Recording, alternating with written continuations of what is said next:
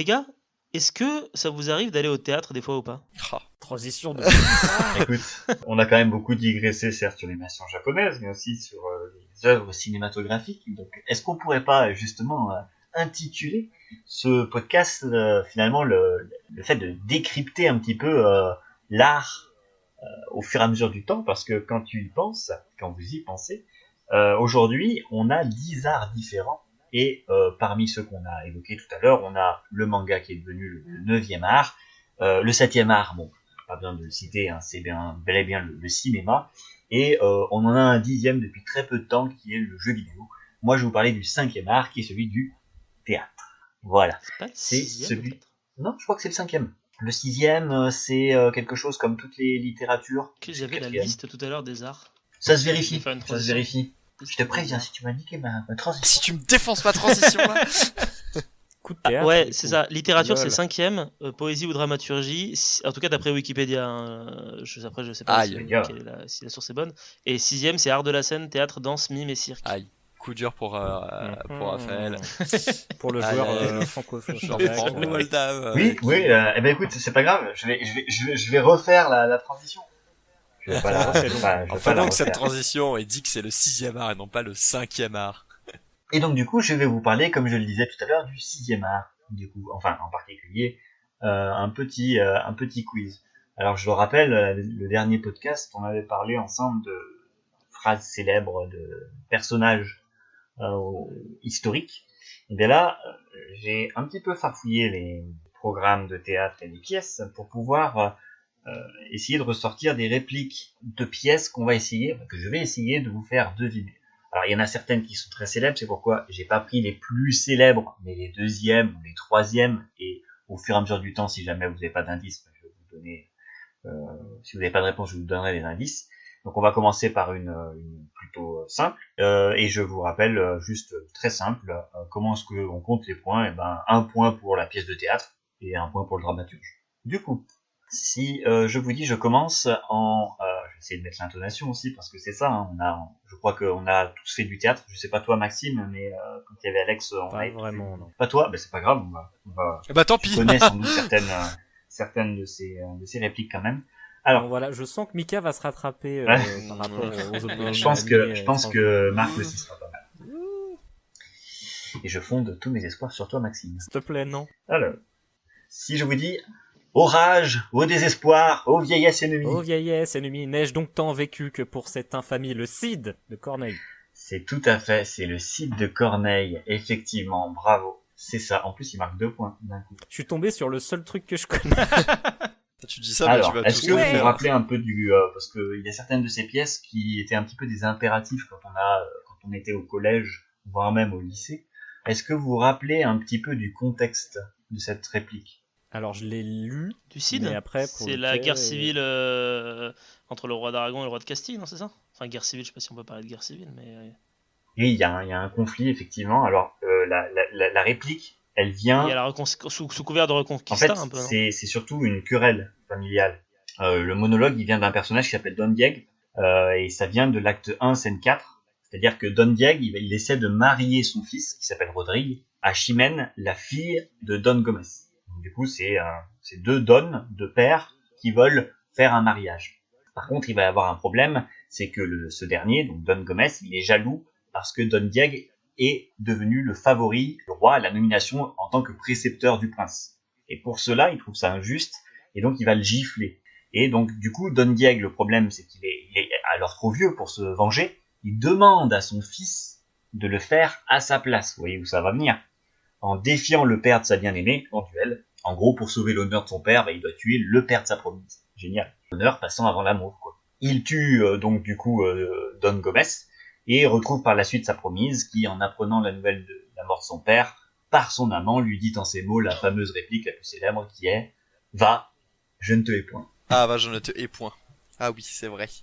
Voilà. Bravo en tout cas, Maxime. Merci. Bravo, C'est de rien. bravo.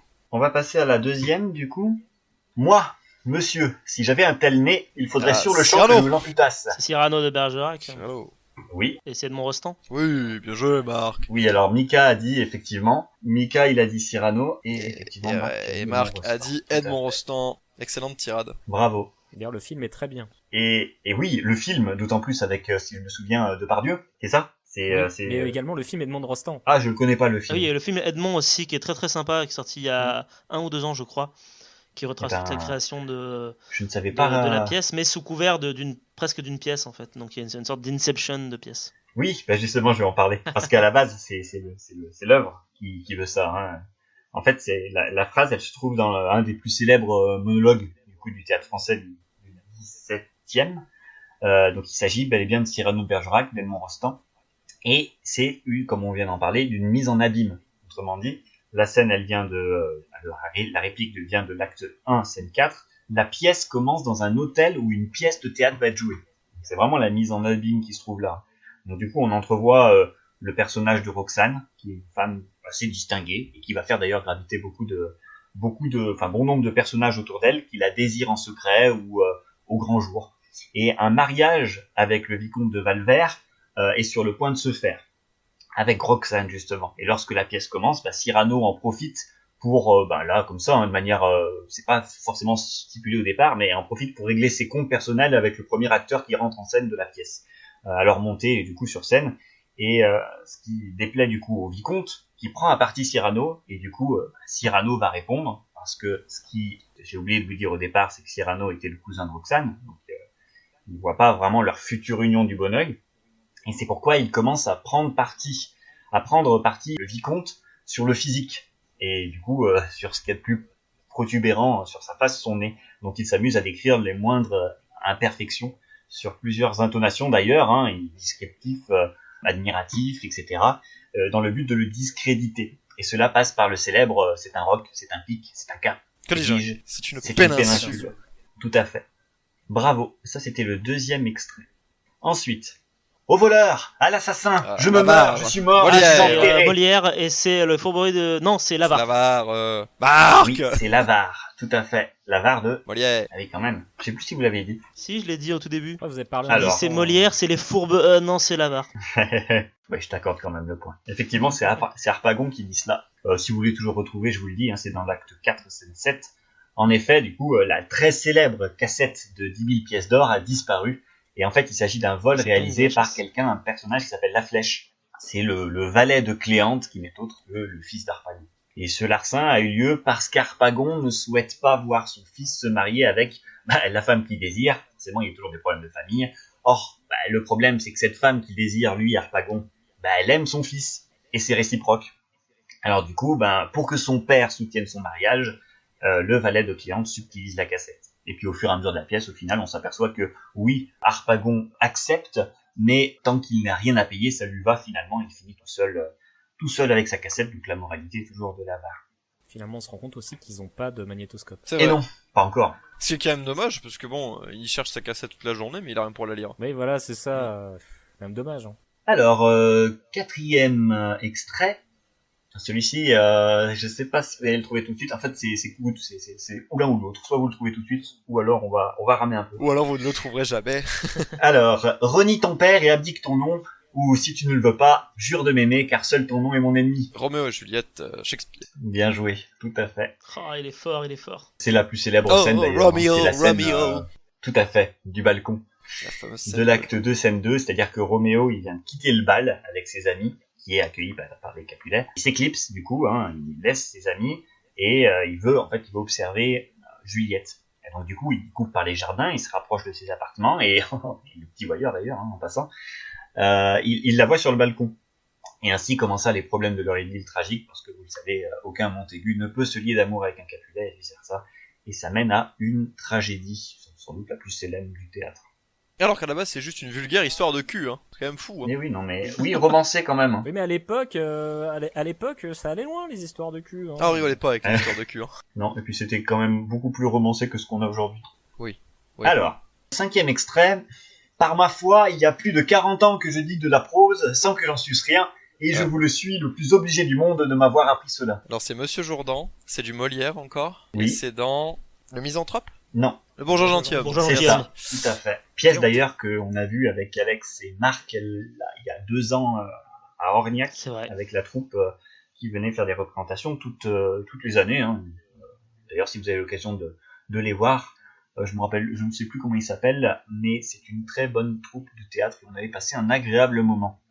Alors, expliquons un petit peu la phrase qui vient du coup de l'acte 2, scène 4, donc, du bourgeois gentilhomme. Donc tu as raison, Michael. C'est Monsieur Jourdain qui s'étonne de parler en prose, alors que son maître de philosophie ne fait guère que lui apprendre les mouvements des lèvres de quelques consonnes et voyelles, lui faisant croire d'ailleurs par la même occasion qu'il s'exprime en prose à longueur de journée. Et en fait, la pièce tourne sur le fait que durant tout ce temps, le bourgeois, il est très naïf. Il enchaîne les cours avec un maître de danse, un maître tailleur, un autre de musique ou encore un maître d'armes. Et en fait, tous sont grassement rémunérés par un homme qui souhaite simplement faire partie de la haute société. C'est d'ailleurs ce qui les motive tout au plus plus ou moins à grande échelle, l'argent de cet homme qui est au fur et à mesure du temps toujours plus crédule. Et cela donne lieu à un début de bagarre d'ailleurs entre eux, sans queue ni tête, et toute la splendeur à cette comédie-ballet d'ailleurs, qui est l'une des plus célèbres du genre. Alors le dernier, j'ai mis un temps à trouver quelque chose qui pourrait vous mettre sur la voie, quelque chose d'assez célèbre. Alors je vous le dis, voilà l'homme tout entier, s'en prenant à sa chaussure, alors que c'est son pied le coupable. C'est du... Alors, c'est la plus difficile. C'est Ionesco. Ionesco. Non, c'est pas Ionesco. On a la même idée, Mika. Ouais, dommage. Beckett. Est-ce qu'on est dans de l'absurde ou est-ce que c'est du C'est de classique? l'absurde, non? C'est complètement de l'absurde. Ouais, c'est c'est Beckett. C'est Beckett, c'est En attendant du coup, Godot. Tout à fait. Ionesco, c'est... Tout à fait, c'est En attendant Godot. Bien joué. Vous connaissez un petit peu la pièce? Oui. Oui. Ouais, plus ou moins. En fait, c'est une phrase dite par l'un des deux personnages qui s'appelle Vladimir, et il dit cette phrase à son ami qui s'appelle Estragon, parce que celui-ci tente à ce moment-là de rentrer son pied dans une chaussure qui est trop fine, avec tant de force qui caractérise vraiment l'humanité. C'est vraiment brutal, dans sa plus grande brutalité, face à une chaussure trop petite, trop étroite. Et ce, tout en attendant Godot d'ailleurs, qui lui ne viendra jamais. Voilà, je m'arrêterai là. Et donc du coup, si on compte ensemble les points, c'est très C'est simple. Mika qui gagne, je pense. 6 points pour Mika, 3 pour Marc et 3 pour Maxime. Bravo Mika. Yay. Bravo, Mika. Bravo. Je me suis rattrapé par rapport aux animés. Oui. Merci Raph de l'avoir fait devant moi, ce quiz, comme ça j'ai pu gagner. C'était super, merci. Vous êtes en Skype depuis le début, Eh en oui, fait, c'est ça? depuis le début, C'est ça. je me montrer les En fait, j'ai réponses. filé toutes C'est les ça, réponses. Suffisamment connu pour que même moi je connaisse, donc c'est bien. Parce que je suis pas très théâtre. Hein. Ouais, et puis ça change le théâtre. C'est vrai que c'est sympa de parler un peu de ça aussi dans cette émission. C'est la première fois qu'on aborde le 6e art, du coup, tous ensemble. Et merci, du coup, Raph, pour tout ça, hein, tout simplement. Merci. Merci. Mais je vous en prie. D'ailleurs, la prochaine fois, je pense que, au-delà de la spéciale Star Wars du 4 mai, qu'on a bien teasé depuis tout à l'heure. Bah, en fait, ce qui est rigolo, c'est que vous le teasez, mais du coup, techniquement Ça parlant, sera après le 4 mai. en fait, l'épisode Star Wars sera diffusé le 4 mai, mais cet épisode-là sera après le 4 mai. Donc vous faites la promo pour un épisode qui sera diffusé avant. Bon, après, techniquement, c'est toujours sympa d'avoir de la promo sur un épisode, Oui. mais du coup, c'est rigolo qu'on fasse de la promo pour un truc qui est techniquement dans le passé, mais qui est dans le futur C'est pour du nous. tease au cas où on tombe sur cet épisode-là et qu'on se dise ah mais il parle de quoi? Exactement.